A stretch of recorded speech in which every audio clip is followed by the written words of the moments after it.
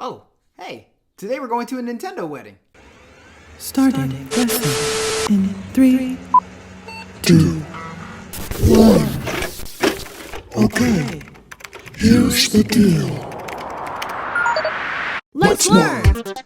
In the year 20XX, a pandemic spread across the land. But when educational doors closed and communities practiced social distancing, CFI 70's language and literature teacher was still up for the challenge.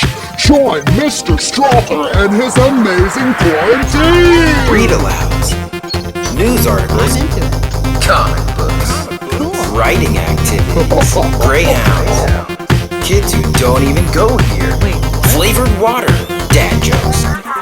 You are now joining Mr. Strother's Quarantine. Have you ever been to a wedding? Sometimes they're kind of cool. A lot of times they have really beautiful flowers, music, cake, dancing, but they're all a little bit different. Unfortunately, the way the world's working right now, not a lot of weddings can have you 6 feet apart. So that's what happened to this couple. Charmin and Naz Mool were scheduled to get married, only they couldn't. The plan for their wedding involved 150 people, but then all of a sudden, they weren't allowed to have more than 10 people in a gathering. So they did what anybody would do. They got married in Animal Crossing. Animal Crossing is a video game for Nintendo Switch that lets you simulate life in a lot of ways. You get to garden, go fishing, but you can also have ceremonies. This article today discusses how they actually used a virtual wedding ceremony to represent the wedding they didn't get to have in real life. I think it's pretty cool. Hopefully you do too.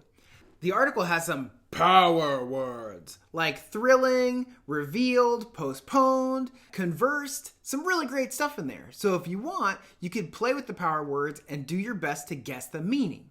But if not, that's okay, as long as you get it within context, which means you look at that word in the rest of the sentence, maybe you dropped it or you guess at its meaning and see if it makes sense and you figure it out on your own. And that's awesome. But if you can't, that quiz is there to help you. But if you struggle defining those power words, then you can use that power word quiz to help you figure them out. I do want you to complete the quiz for this week. It's very brief, it's only 4 questions long, and it's not even for a grade, so just do it. The writing prompt asks you to choose a problem and solution described in the text meaning this article. Explain what the problem is and why it matters, using examples, facts, and details from the text. That means you need at least a sentence, a sentence, a sentence. If possible, describe any solutions proposed in the text. No pun intended. And you know what? There are solutions proposed in the text. I even just spoiled it. But I want you to read this article on your own and see how clear you can make your examples and details. And remember to use our RACE strategy. Restate, answer, cite, explain. When you wrap up that paragraph, go ahead and submit it in Newsela. If you want me to give you feedback, then I'm here for it. One of our jobs as scholars is to read a variety of nonfiction articles. So for some of us, this article might be a little easy. If that's you, go ahead and read another article and then log your response to that. You can choose any topic you'd like. But for all of us, we need to make sure we're supplying specific text evidence. That way we can hit both RN1.1 and RN2.1.